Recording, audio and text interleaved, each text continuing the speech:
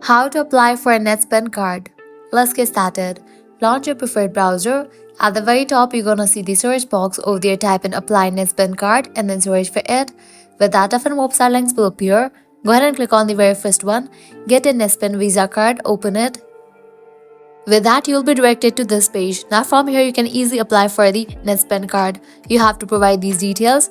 First up, type in your first name, then type in the last name, type in your street address, then type in the zip code, type in your email address. Likewise, select which of the following payments would you like to receive with direct deposit. Then choose your card. And after you provide all the details, click on Get My Card. And just with that, you have applied for the card.